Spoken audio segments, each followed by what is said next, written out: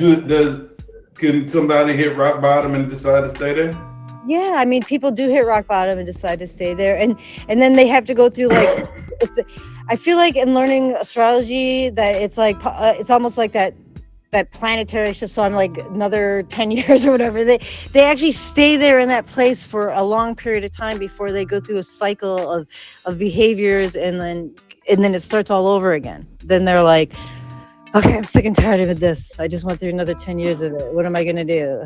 I got to change it. And then the energy does come back up, and then rock bottom happens again. And then it's like a whole cycle, a behavioral cycle that goes back through from the beginning. And it starts over. And then they get faced again with that place and that road where they have to choose, do I want to take that long, hard road that looks horrible and hard and like dreadful? But once I get through it, once you get to a certain point and you feel like how great it feels to like that you took this road, and that's what keeps pushing you and keeps giving you the energy and the motivation to like keep going actually. And then, yeah, you can do it. But once you hit that fork again, you can choose to like go back, stay in that same pattern of behavior. But then it's again a perpetual cycle, another 10 years or whatever it is that you go through it. You don't have. It doesn't always have to take 10 years, but all right. I got a question for you. You just said that all willy nilly. Is what you said actually easy? I mean, as in getting out of rock bottom, is that an easy journey, or is it difficult and painful? No, it's difficult and painful. It's not an easy journey to like get out of rock bottom at all. It's hard. It's lonely. You have to like change everything about your life. Like, and generally it's the people, because we attach ourselves to people to like fulfill certain things about us. And then that's where behavior starts happening. So it's hard to recognize those things within us because we think that those are like safe places. So when it comes to change, would you say it's a difficult and painful road? Absolutely, change is a difficult and painful road. So why should somebody choose a difficult and painful road, then? Because when you choose that difficult, painful road, there's a reward. Think about what you're saying, what we're saying. Man, it's painful, it's difficult, it's hard. Mm-hmm. Why should somebody choose that? Because they desire something better. They want something different. They're tired of feeling that way, and they want to feel something different. So to feel something different and better, I gotta walk through pain? Yeah, we do have to walk through the pain. You have to walk through a place that's unfamiliar. The painful place is the unfamiliar. It's like that fear thing, right? It's going to those like places you've never been before. Going into your painful places is that. You also said something else that in your thing. You said lonely. It's a lonely road. Mm-hmm. How so? Well, why? Or do you think that lonely road is needed?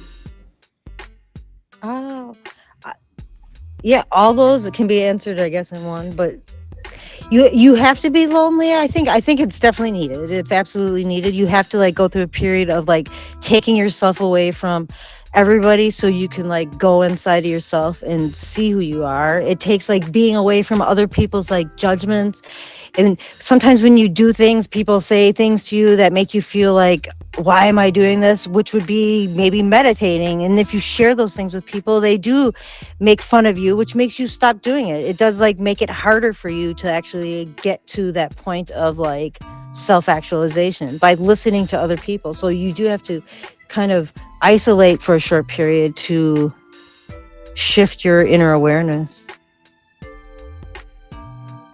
Isolate to be able to harden yourself up to take the criticism while you walk that lonely road? Yes.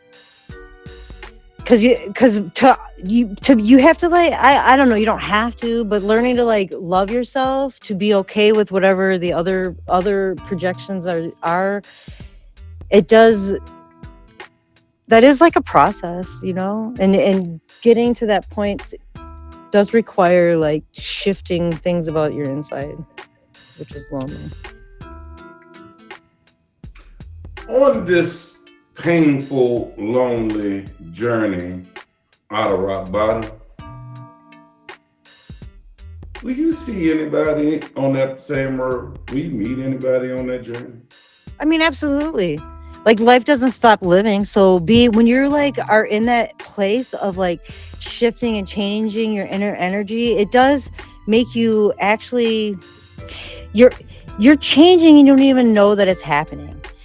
And you're projecting out this like different kind of person while you're in work or in public places, and you do start meeting different people, even while you're on the phone, and even in this atmosphere.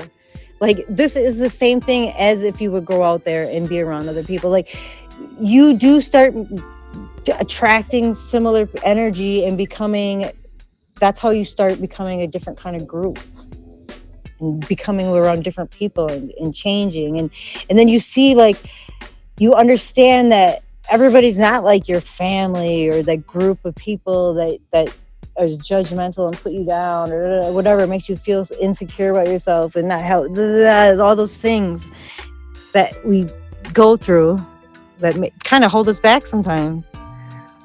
So on your way out of the road out of rock bottom, you will meet people on your journey who will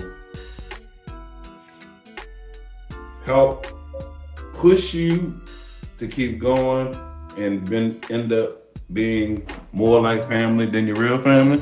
Is that what you just said? Yeah, that is what I just said. And when we share stories, I feel like, because we are supposed to, that helps other people, and then we meet other people that have similar stories or similar gifts or lives, and yeah, it does help to have like a network or a group of people that have like. Why on this lonely journey out of rock bottom do you think the universe sends people your way? Because sometimes you need messages and you don't really know like how to get them. And sometimes when you're like yelling out for like crying out or whatever for shift and change, we don't know how it's actually going to come, the messages. We don't know. And it comes through other people. Like, the universe does have to send other people to give us those messages. So the universe uses people as channels? Exactly. To deliver messages? Correct. Do people miss these messages? Absolutely, people miss the messages. Why? Well, I feel like why is because they've learned, their minds are closed off to other possibilities, or the signs, they're not open to the signs, or when we feel a sense of anxiety or worry, that like is a way that we close off being able to hear and see the signs that are around us. So like when we're unbalanced and you don't like reset yourself and be open for them, then you miss them. Would you say one of the biggest reasons why people miss channeled messages and signs is because of lack of being present in the moment? Correct. Is being present in the moment hard? I mean, it is at first, until you understand how to walk that way, and then it just becomes natural. Like when you get up and brush your teeth, or when you go to the bathroom and you wipe your butt, like being present does become like that if you practice it. Like you have to teach yourself it though, because like that wasn't like a behavior taught.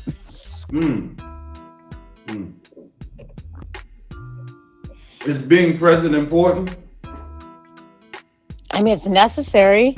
It's necessary to like be able to change. That is like what the isolation period is about, is like learning how to be present. So that's exactly, yeah, it is necessary. And there's different ways. You have to practice being present. Correct. How do you practice being present? That's what I was about to ask you. I mean, you could practice being present through meditation. You could practice being present through exercise. You can practice being present just like walking out in nature. For sure, like it's a type of like daily ritual type thing that you need to do to like turn on your inner awareness. Like presence is how you get inner aware. Why does somebody need to be aware of their inners, have inner awareness? What's the purpose of that? Well, that's like the inner awareness is how we start learning the self-actualization, like who we are, and that is the first step to recognizing the patterns of behavior that we want to change about ourselves. So that's actually what you're working on, right? You're going inside you and saying, recognizing things about you, and self-acceptance. That's where the aha, that's who I am. And then that is the pattern of thinking that I have to change about me, because that's why we like emotionally eat, is generally because there's some sort of like deep-rooted pattern of thinking that we're not consciously aware of. So when you're not inner aware, you can't really get to that pattern thinking that you have to change and reprogram, because that's really what the ultimate thing is like the subconscious conscious connecting. That's what you're changing, is your thought patterns that were either learned from like something that happened in your childhood, or generally is how it is, right? Like you learn it through childhood behavior. It's some type of thing that you have to shift. You get there by inner awareness. Critiquing your childhood, is that placing judgment on your parents? I mean, generally we already are judging our parents. That's what got us to that point. So it's actually it's more of an accepting part thing. At the beginning, you're judging your parents, but when you recognize those things about who you are and who they are, then it's accepting them. So once you get to just because you judge your parents, does that mean you don't love them? No, it doesn't mean that. And we kind of have to, like, I mean, not all judgment is bad, right? Like, judgment is what keeps us safe. So it's almost necessary. It's what you do with the information that is subsequent to what happened.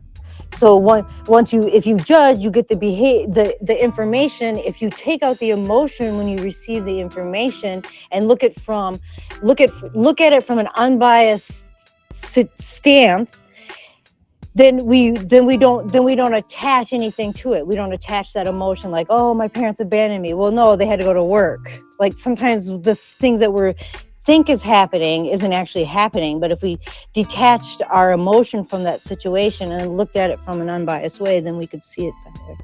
Would that fall under the category of what you just said? No, my parents didn't leave me, they had to go to work. Yeah. Is that perspective?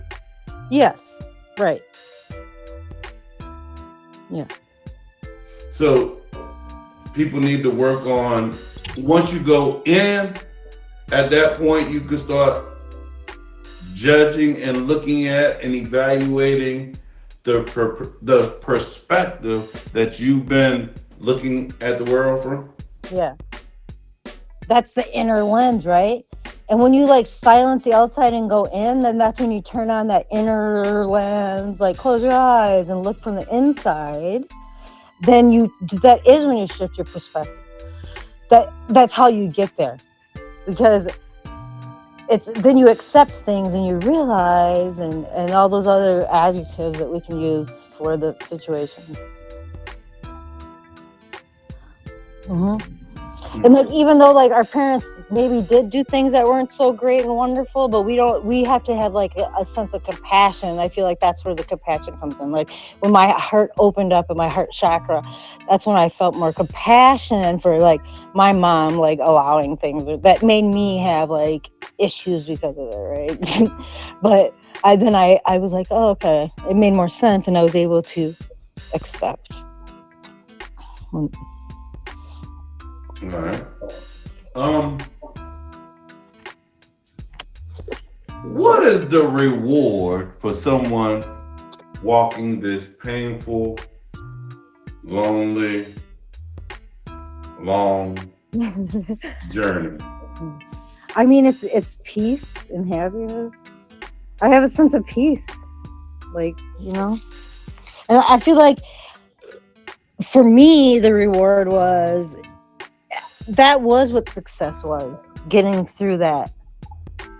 And that was my definition of success. And from this point on, everything I do is an accomplishment. So that was like my motivation to just do whatever I want. Like I try new things and explore, but it was my peace. And yeah, that's what it is. Peace is good. So peace, joy, love. Mm-hmm. Is that, could I say, if the road out of the rock bottom, although it's a painful, lonely, long journey, Mm-hmm. there's a pot of gold at the end of that Yeah. rainbow? Yeah, for sure. That's how I feel. Like a little leprechaun. Whee! Do you feel lucky? I do feel lucky. Every day I feel lucky. Mm-hmm. All right. Well, any last words, Tim, on what we've been talking about?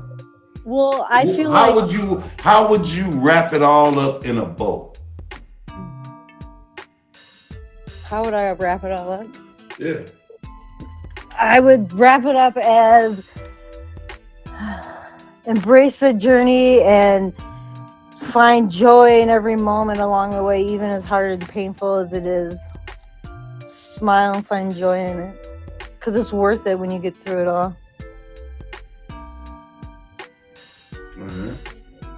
Yeah. Well, it kind of stopped raining and the dogs ain't been out. So you got to go take them out. That and eat and all of Thanks that. for this. That actually, I appreciate this. Oh, no problem. No problem. It felt like you got a release. Well, I've been like in school and I've been like studying stuff, so I felt like I would put some things together. Well, yeah, in my release. All right. Yeah. Good. Yeah. Good. Glad you got it out. Yeah. All right, y'all.